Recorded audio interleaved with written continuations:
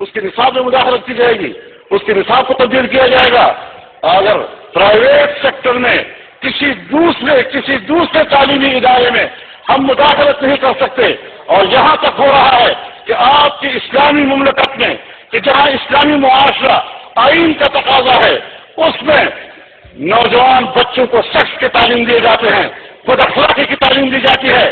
آپ کے نظام میں اس کو تو کنٹرول کرنے کی کوئی صلاحیت نہیں ہے، کوئی نظام نہیں ہے، لیکن اگر کوئی اس ملک میں اور دنیا میں آپ کی تہذیب، آپ کی اسلامی تہذیب، آپ کی مشرقی تہذیب، آپ کی قومی تہذیب کی مسکرائی اور تحفظ کرتا ہے تو آپ فوراً جاتے ہیں کہ جس کے نصاب کو تبدیل کرو، جیسے وہ کوئی دنیا سے الگ ایک مخلوق ہے اور اس کی اصلاح کرنے کی ضرورت ہے۔ جناب یہ ایک واحد نقطہ ہے کہ جس پر کوئی کمپرومائز نہیں ہوگا، اور جس کے لیے میدان میں اترنا پڑا تو ہم میدان میں اتریں گے، کوئی کمپرومائز بات پر نہیں ہے۔ روز ہمیں آپ کٹہرے میں کھڑا کر دیتے ہیں، روز ہمیں جوابی پوزیشن میں کھڑا کر دیتے ہیں، جیسے سارے فسادات کا جڑ ہم ہیں، جیسے سارے فسادات کا جڑ دینی مدارس ہیں۔ دینی مدارس نے آپ کے ملک کو بچایا ہے، دینی تنظیموں نے آپ کے ملک کو بچایا ہے، ان کے فارمولوں نے آپ کے ملک کو بچایا ہے، میری جماعت کے ہر فیصلے نے پاکستان کو بچایا ہے، پاکستان کی نظام کو بچایا ہے، پاکستان کی سوسائٹی کو بچایا ہے۔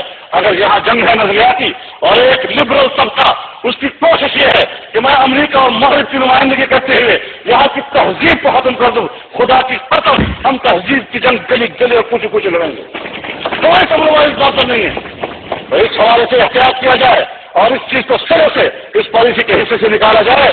نجی مدارس اور دینی مدارس ایک صدی سے زیادہ عرصہ ہوئے بلکہ 1.5 صدی ہو گئی ہے اس برصغیر میں خدمات پر انجام دے رہا ہے، اور آپ سمجھتے ہیں کہ یہ تو فضول مدرسے ہیں، دہشت گردی کے ذمہ دار یہ ہیں، فساد کی ذمہ دار یہ ہیں۔ مذہب اور دین اور اس کے پشت پر دینی مدارس اور ادارے جو آپ کے مذہب کا تحفظ کرتے ہیں، مذہبی علوم کا تحفظ کرتے ہیں، مذہبی تہذیب کا تحفظ کرتے ہیں، اس کو اگر آپ مجروح اور کمزور کرنے کی طرف جائیں گے پھر جناب والا مجھے یہ کہنے دیجیے اور ناراض نہ ہو جائیے کہ پھر یہ مسلم لیگ نون کا ایجنڈا نہیں ہے، یہ امریکہ اور مغرب کا ایجنڈا ہے، اور ہمیں امید تھی کہ کسی وجہ سے کوئی حکومت تو آئے گی تو اس ایجنڈے کی پیروی نہیں کرے گی، اور آزادی کے ساتھ اس ملک کے حالات کو حقائق کی بنیاد پر سمجھ کر ہم آگے بڑھیں گے۔ آئیے ہم آگے بڑھتے ہیں، طبقاتی نظام تعلیم کو ختم کیجیے۔ میرے مدرسے میں امیر اور غریب ایک ساتھ میں تعلیم حاصل کر رہا ہے، پاکستان کے تعلیمی نصاب کو ٹھیک کیجیے تاکہ بہت بڑے سرمایہ دار کا بیٹا اور بہت بڑے غریب کا بیٹا بھی ایک ٹاپ پہ بیٹھ کر سو پڑھ سکیں۔ یہ نظام پیدا کرو۔ ایک ایجوکیشن میں پڑھتا ہے، ایک برہان میں پڑھتا ہے، 1 لاکھ 1.5 لاکھ اور 2 لاکھ فیسیں ادا کرتا ہے، اور ایک غریب انسان کے بچے کو تعلیم حاصل کرنے کا حق حاصل نہیں ہے۔ اس طبقے کو ختم کرو۔ اس کے لیے آپ نے ہمارے ساتھ ایک موافقت کی ہے، اس حوالے سے آپ نے ہمارے ساتھ ایک اتفاق رائے کیا ہے، لیکن اتفاق رائے ایک بات پر ہوتا ہے اور معاملہ دوسری طرف چلا جاتا ہے۔ آخر کم از کم ان معاملات کو حل کرنے کے لیے ہمیں شائستگی کے ساتھ آگے بڑھنا ہوگا، اور یہاں پر ہر بات قانون کے ذریعے نہیں ہوا کرتی۔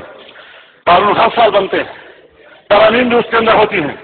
یہاں اس پارلیمنٹ میں حدود اللہ کے قوانین کو ختم کیا، تحفظ نسوان کے نام سے، حقوق نسوان کے نام سے قانون لایا گیا، جہاں رضا بالجبر کو جائز قرار دیا گیا نعوذ باللہ، اور پھر اگر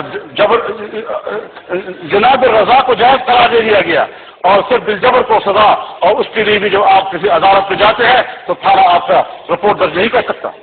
نتیجہ کیا نکلا کہ آپ کا قانون جب کسی کی عزت نفس کو تحفظ فراہم نہیں کر رہا، آپ ذرا ڈیٹا منگوائیں اس تاریخ کے بعد سے لے کر آج تک، اگر کہیں کسی کیس میں کوئی 1-2 عورتیں گرفتار تھی یا 10 عورتیں گرفتار تھی، آج آپ بتائیں کتنے مرد و زن اور کتنے نوجوان لڑکے اور لڑکیاں غیرت کے نام پر قتل ہو چکی ہیں، کاروباری کے نام پر قتل ہو چکی ہیں۔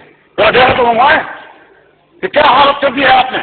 صرف مغرب کی خدمت کرنے کے لیے ہم قوانین بدلتے رہیں، معاشرے کا خیال نہ کریں، اور اس کے بعد غیرت کے نام پر لوگ قتل کرتے رہیں ایک دوسرے کو، خون بہاتے رہیں، اور ان کے تنخواہ مطمئن ہو کہ ہم نے تو اپنا ڈیوٹی دے دی ہے، فرض پورا کر لیا ہے، آقا کی خدمت کر لی ہے، معاشرہ جائے جس باہر میں جائے اور تباہ ہو جائے، ہمیں کوئی پرواہ اس کی نہیں۔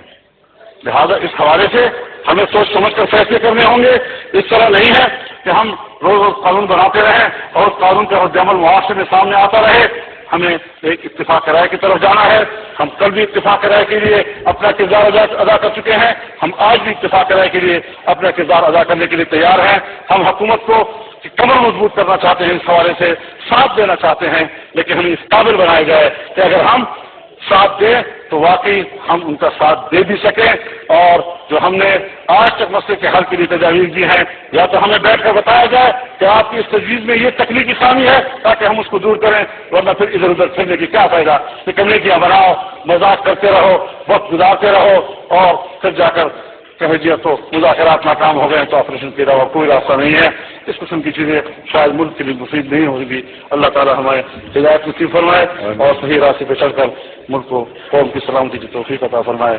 وآخر دعوانا الحمدللہ. شکریہ جی. ڈاکٹر عارف الوی صاحب.